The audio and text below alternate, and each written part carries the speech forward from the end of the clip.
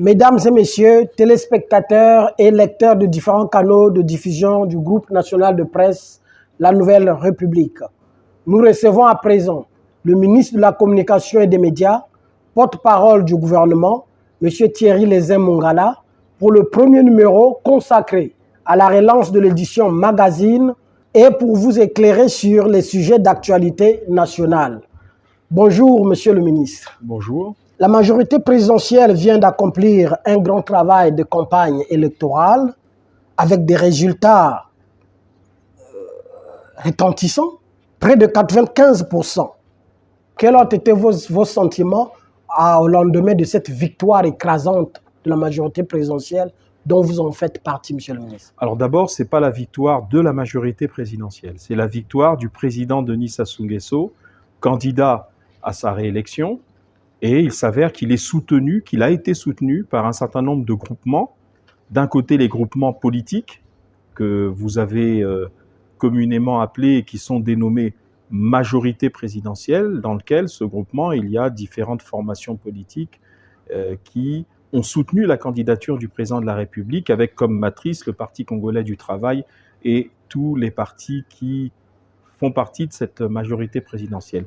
Il y a eu à côté également la société civile, toute une série de groupements, toute une série d'associations, tous ceux et toutes celles qui ont bien voulu accompagner le président de la République. C'est cet ensemble qui, combiné au caractère énergique de la campagne du candidat lui-même, parce que nous qui avons été sur le terrain, soit avec lui, soit, vous l'avez rappelé, dans d'autres sphères de notre pays, et notamment pour moi à Sibiti, dans le département de la Lékoumou, nous savons que la performance du président, qui a consisté à visiter les 15 départements, à s'arranger en un laps de temps qui en plus était très court, c'est 11 à 12 jours au maximum, à visiter les 15 départements, cette performance presque physique, parce que il suffit pas de venir et parler devant la foule, c'est de l'énergie, c'est un échange avec la population. Tout cela justifie, donc je le rappelle, le soutien massif des forces politiques et d'une grande partie de la société civile, et le caractère énergique de la campagne du président qui a couvert l'ensemble du territoire national, eh bien tout cela explique l'ampleur de la victoire du candidat. C'est parce qu'il a respecté les populations, parce que on pouvait, auprès de certaines personnes, croire que, disons, ce qu'on aurait pu appeler la faiblesse de l'adversité, telle qu'elle s'est révélée après coup, en termes de chiffres sur le résultat, aurait pu autoriser le président de la République et ses soutiens à faire l'économie d'une campagne nationale. Non, le président de la République tenait à respecter les populations, parce que chaque électeur compte, chaque citoyen compte, chaque bout de territoire de notre pays compte, chaque localité compte, et tout cela, c'était pour montrer aux populations, eh bien, que le président de la République voulait échanger avec elles durant cette campagne, qui encore une fois a été relativement courte dans le temps, compte tenu des contraintes que vous connaissez. Et donc, l'ampleur du résultat s'explique par cela, essentiellement par cet investissement du candidat lui-même et des soutiens que nous avons été sur l'ensemble du territoire national. Monsieur le ministre, nous allons y revenir particulièrement avec cette responsabilité que vous avez assumée dans le département de la Lékoumou. Mais revenons-en à la Nouvelle République, au groupe national de presse La Nouvelle République. Monsieur le ministre, notre présence en ce lieu, d'ailleurs, corrobore avec le lancement du numéro 00 du magazine de La Nouvelle République. En rappel, le DG venait déjà de le signifier, le groupe national de presse La Nouvelle République résulte de la fusion de trois éditions, à savoir le quotidien Moueti, le journal sportif Le Stade et le mensuel Congo Magazine. Les deux premières éditions existent dans le journal La Nouvelle République. Voilà que la troisième s'annonce ce jour. Pouvons-nous avoir vos impressions sur cette relance, Monsieur le ministre? Alors d'abord, il faut dire que c'est une bonne nouvelle. Il faut également savoir que le ministère de la Communication et des Médias, qui est l'administration de tutelle du groupe La Nouvelle République, se réjouit et de la relance des activités basiques et des activités originelles, c'est-à-dire avec l'hebdomadaire, et de la relance et de l'approfondissement de tout ce qui aujourd'hui fait du groupe un groupe complet, parce qu'il couvre l'ensemble des champs qui aujourd'hui permettent de trouver les lecteurs, ou de trouver les auditeurs, ou de trouver les téléspectateurs au sens numérique du terme. Eh bien, tout cela et le lancement aujourd'hui symboliquement parlant du magazine à travers l'interview que vous avez bien voulu que je fasse avec vous, tout cela concourt à la diversification des activités et à la nécessité de ce qu'à une certaine époque on appelait la convergence numérique, c'est-à-dire que technologique, pour couvrir tous les types de cibles, c'est-à-dire nos populations, eh bien, on a ceux qui restent dans la civilisation de l'écrit, on a ceux qui aujourd'hui privilégient la partie vidéo, et ceux qui, quoi qu'il en soit, privilégient les publications en ligne. Vous voyez bien qu'on couvre tous les goûts, toutes les habitudes de consommation de l'information, et vous mettez à la disposition des populations une palette de services qui est tout à fait complète, cette palette. Voilà ce que je pouvais dire. Donc le gouvernement et le ministère de la Communication et des Médias en particulier se réjouissent tous ensemble de cette diversification et de ce renforcement des services qui sont ceux de la Nouvelle République, du groupe de la Nouvelle République. Le groupe national de presse La Nouvelle République s'est arrimé à la modernité en se dotant d'un portail web avec un site internet, une web télévision et bientôt un magazine. Tout cet ensemble de médias, Monsieur le ministre, nécessite beaucoup de moyens. Et nous avons l'espoir, sinon la conviction, que sous votre impulsion, justement, ces différents canaux vont connaître une vitalité, Monsieur le ministre. Bon, d'abord, oui, forcément, la diversification de vos services, l'enrichissement de la palette de vos services suppose que les moyens soient mis pour que tout cela fonctionne et fleurisse et soit pérenne. Ensuite, c'est pas le ministre, le pauvre ministre de passage qui est à féliciter, c'est le président de la République qui, dans ce qu'il considère comme essentiel, c'est-à-dire une information fiable, une information institutionnelle, une information de qualité, et ça c'est dans un environnement où vous savez que pullule aujourd'hui du fait des réseaux sociaux un certain nombre de fake news ou d'informations fantaisistes, parfois portées par des gens dont l'expertise, la technicité et la déontologie ne sont pas au rendez-vous. Donc c'est le président de la République qui, de tout temps, a souhaité qu'il existe cette offre d'informations qui soit fiable, institutionnelle et rigoureuse. Et à partir du moment où vous remplissez ces critères et vous les remplissez, eh bien vous rencontrez forcément votre public. Maintenant, je tiens quand même à ajouter, vous avez évoqué les moyens qui sont nécessaires. Je voudrais féliciter les équipes, depuis le directeur général, les managers qui sont sous son autorité, et puis les agents journalistes et techniciens que vous êtes, pour votre abnégation, pour votre rigueur, et finalement votre patriotisme, parce que vous travaillez dans des conditions qui, hélas, sont souvent à la limite, et donc difficiles. Quelle appréciation faites-vous de la couverture médiatique de l'élection présidentielle de 12 et 15 mars dernier?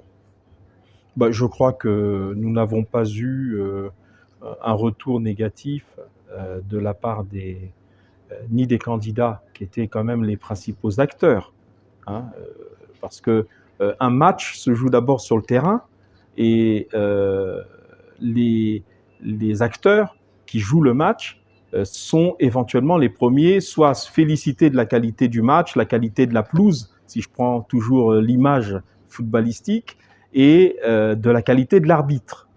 Et quand les acteurs, jusque-là, n'ont pas exprimé de regrets ou n'ont pas évoqué des manquements de la part des médias, qu'ils soient publics ou privés, je crois qu'on peut considérer que cette couverture a été conforme à ce qui était attendu par les candidats. Vous étiez en charge, monsieur le ministre, du département de la communication et marketing électoral. Directeur local de campagne du candidat Denis Sassou Nguesso dans le département de l'Alikoumou. Quelle lecture faites-vous? Alors, je précise, chef du département communication et marketing électoral au niveau de la direction nationale de campagne, et puis, parallèlement, directeur local de campagne pour la commune de Sibiti, qui est ma circonscription législative. Et donc, ma question est la suivante.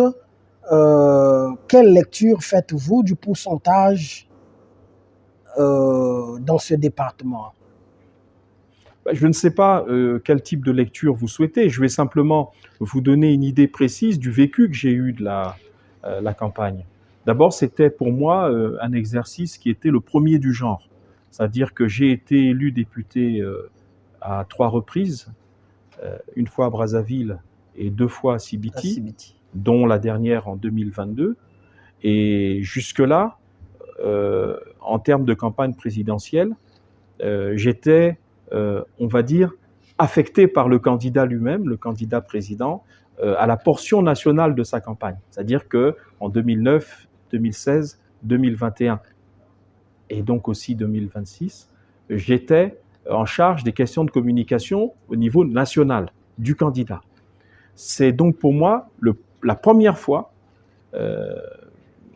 que le candidat ait décidé de me faire confiance, ainsi qu'aux autres députés élus siégeant dans ces circonscriptions administratives et législatives, afin que ces députés élus, dont moi-même, nous animions la campagne locale, avec l'idée pour le candidat qu'à partir du moment où il y a un peu moins de 3 ans, chacun d'entre nous a pu être élu, parfois avec des scores importants, dans ces mêmes circonscriptions, avec le même électorat, la même population, le même nombre de bureaux de vote. Eh bien, si on a pu être élu, c'était ça l'idée du candidat, parfois massivement, il y a un peu moins de 3 ans, c'est que l'on pouvait reproduire sur le terrain le même élan, la même dynamique, le même dynamisme pour le candidat président, son Excellence M. Denis Sassou Nguesso. Donc c'est ça l'optique et la stratégie qui a été adoptée, et ça a permis un maillage national avec les élus. Et là où on n'avait pas d'élus, bon, il y a toujours forcément, quand je dis pas d'élus de la majorité présidentielle, parce qu'on ne détient pas 100% des sièges à l'Assemblée nationale, vous l'aurez remarqué. Et donc, là où il n'y a pas nos élus, mais nous avons des cadres qui parfois étaient des candidats malheureux de 2022, ou tout simplement des cadres de la majorité présidentielle suffisamment implantés dans ces circonscriptions-là pour qu'ils mènent valablement la campagne pour le compte du candidat président. Alors, quand j'ai dit tout cela, c'est pour vous donner à la fois la raison de cette façon dédoublée de mener campagne. Ensuite, maintenant, pour mon vécu personnel, d'abord, il faut noter pour l'anecdote que sur les 11 et quelques jours de campagne, j'ai passé 6 jours à Sibiti.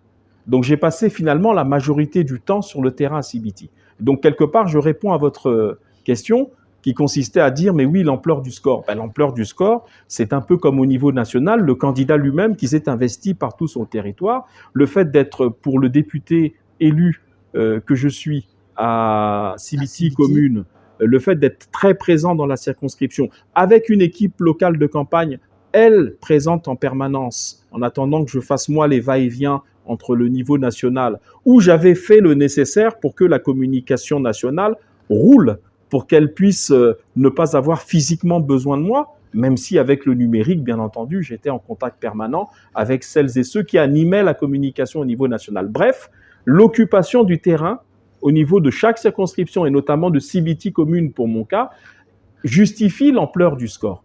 Parce qu'après, que voulez-vous que nous pensions du score si ce n'est de dire qu'on a bien travaillé? C'est un peu comme si en football, on demandait à l'équipe qui a gagné 5-0 ce qu'elle ressent quand elle a gagné 5-0. Elle dit on a bien joué. Et l'adversaire a été valeureux, mais manifestement, nous avons mieux joué et nous l'avons surclassé. Et surtout grâce à la stratégie qui a été mise en avant, on l'a surnommée la stratégie de l'araignée. Si vous voulez, l'araignée qui, par sa toile, a une vocation universelle. Hein, il y a même un ancien chef d'État français, un monarque de l'époque du Moyen-Âge, qu'on surnommait l'araignée universelle tellement il était partout. Et donc, on voyait sa patte partout. Eh bien, nous avons mis en place, le candidat a mis en place une stratégie intelligente qui a consisté à ce que les élus ou tous ceux et toutes celles des cadres qui ont un impact au niveau local soient investis et s'investissent sur le terrain, ce qui explique le résultat. On commence à s'acheminer vers la fin de notre entretien. Le président vient d'être réélu avec brio à la magistrature suprême. Monsieur le ministre, quels sont vos sentiments de manière concrète? Bon, mais je crois qu'aujourd'hui, on vient de parler et de la campagne, des stratégies mises en place au niveau national comme au niveau local. Je crois qu'on ne va pas revenir sur ces aspects-là. La victoire est méritée. La nature de la campagne nationale profonde du candidat et de ses équipes de campagne explique l'ampleur de la victoire. Maintenant, je crois qu'il faut que nous nous placions, puisque c'est la conclusion, je crois, dans la perspective de ce qui va venir. Et ce qui va venir, c'est l'accélération de la marche vers le développement. C'est-à-dire que le président de la République veut, pour les 5 ans qui vont s'ouvrir après son investiture, que le tempo, la cadence, le rythme soit accéléré. C'est-à-dire qu'on va continuer dans la même direction, on va continuer sur le chemin qui doit nous conduire au développement.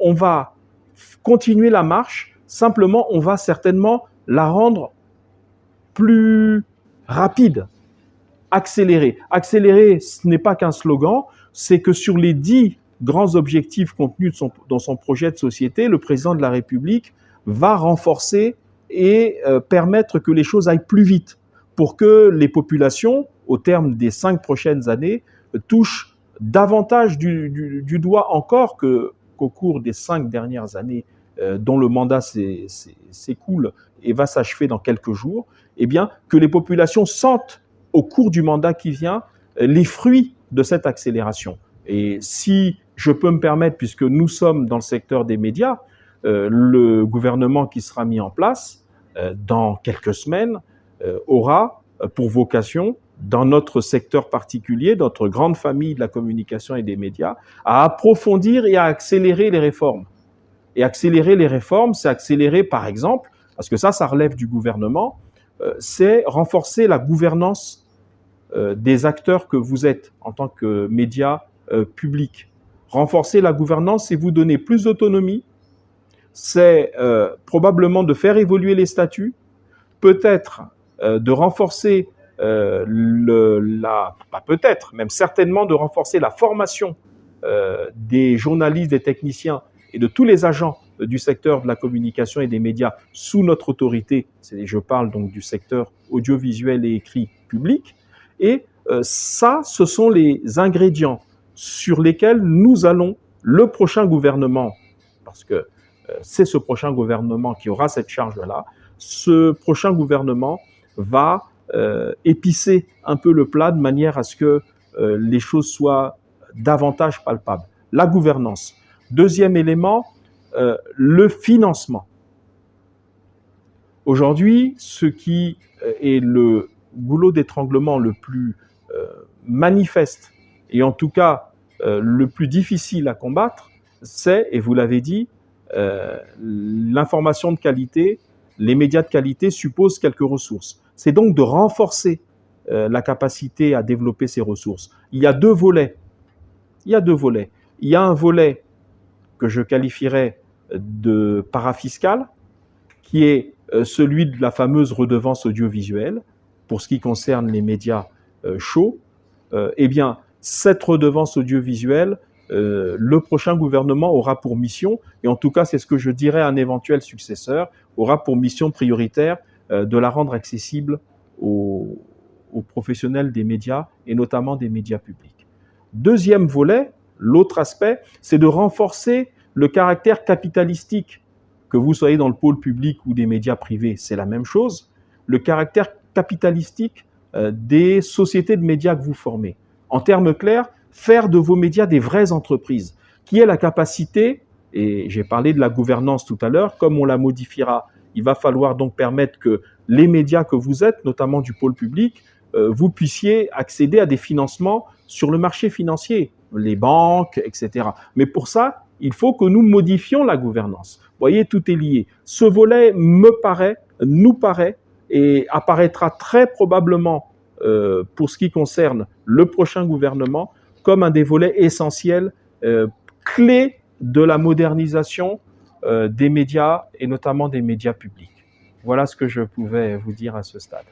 Monsieur le ministre, puisque vous évoquez là les projections, est-ce que les journalistes peuvent, avec le prochain gouvernement, s'attendre enfin au statut général, au nouveau statut du secteur de la communication? Ce n'est pas le statut général, d'abord un statut particulier. Le statut particulier, vous voulez dire. Les journalistes qui ont par ailleurs, pour ceux qui ont la qualité d'agent public ou de fonctionnaire, ces journalistes-là, pour l'instant, bénéficient du statut général. Vous savez, il ne faudrait pas que nous nous méprenions sur le sujet. Nous avons proposé, mes prédécesseurs, notamment le ministre Okiemi qui m'a immédiatement précédé, nous avons proposé depuis des années des moutures du statut particulier. Nous sommes même aiguillonnés par les syndicats ou par les groupements de journalistes parce que vous attendez ce statut particulier. Mais nous devons convaincre deux institutions essentielles pour faire aboutir notre projet. Le ministère de la fonction publique, c'est-à-dire lui démontrer que nous avons des conditions de travail, des conditions opérationnelles, juridiques ou même tout simplement matérielles qui sont tellement particulières qu'elles justifient l'adoption d'un statut particulier. Ça, c'est un travail de persuasion qui doit être fait tous les jours. Le deuxième aspect, c'est quand on veut un statut particulier, c'est qu'il est dérogatoire au droit commun.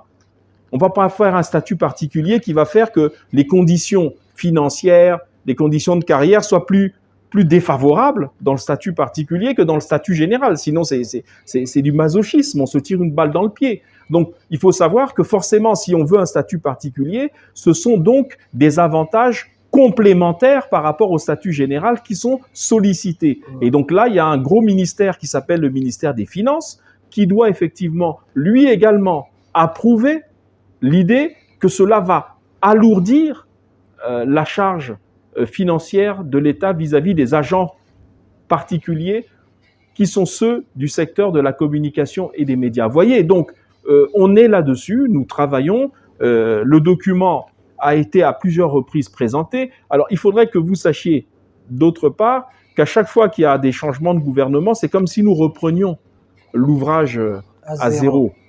Pourquoi ? Parce qu'on nous renvoie purement et simplement tous les projets qui n'ont pas été aboutis, qui n'ont pas été achevés par le gouvernement finissant, remplacé lui-même par le nouveau.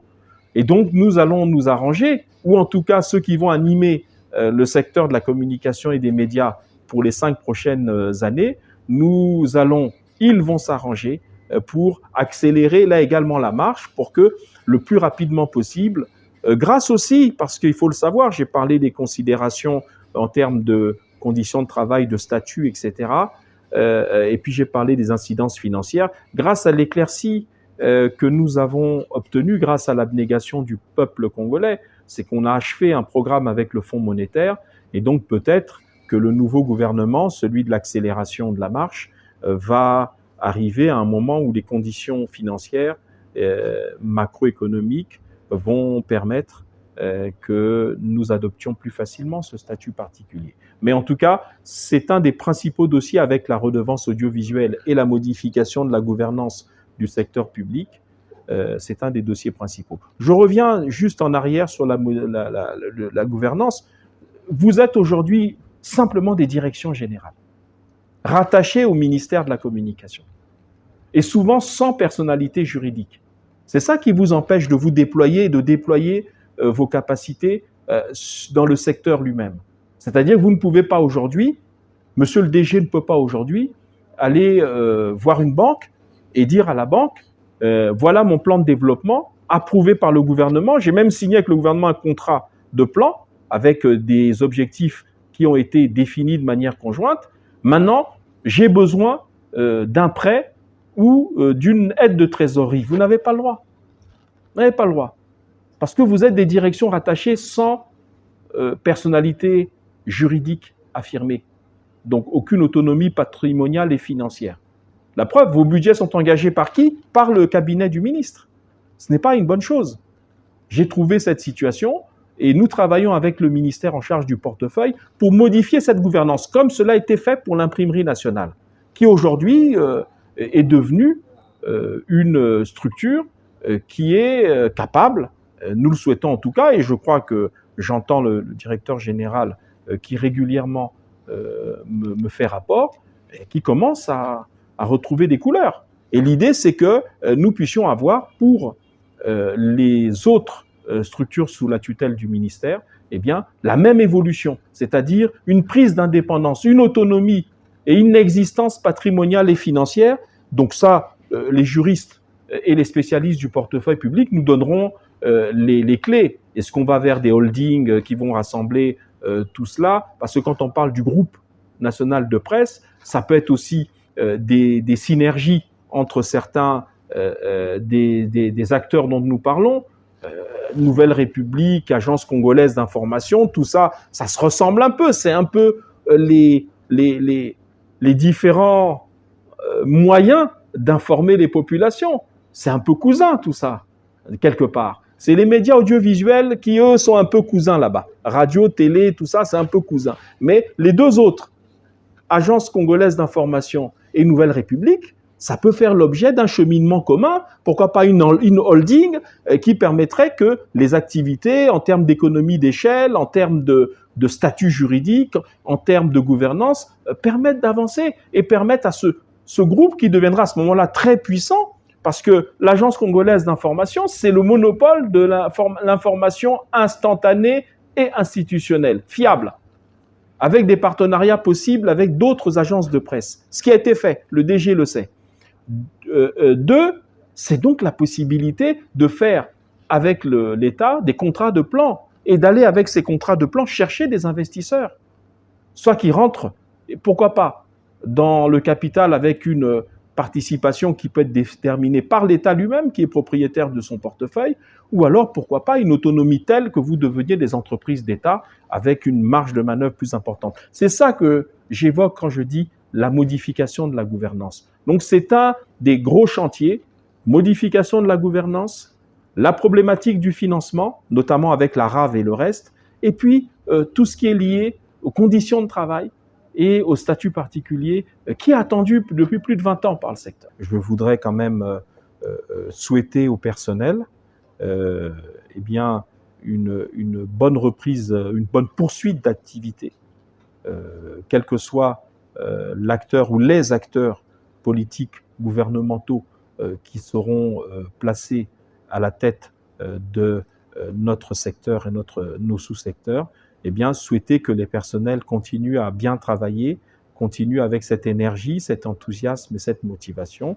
Et nous ne manquerons pas de dire au prochain gouvernement et à ceux qui vont l'animer, eh bien, nous avons un secteur qui, malgré la difficulté du moment, malgré parfois le manque cruel de moyens, eh bien, a quand même réussi à fonctionner et à rendre une information de qualité et faire des productions qui soient dignes d'un pays comme le nôtre. Mesdames et messieurs, téléspectateurs et lecteurs de différents canaux de diffusion du groupe national de presse La Nouvelle République, nous voici à la fin de notre entretien avec le ministre de la Communication et des Médias, porte-parole du gouvernement, sur la relance de l'édition magazine en son premier numéro, tout comme sur l'éclairage des sujets d'actualité nationale.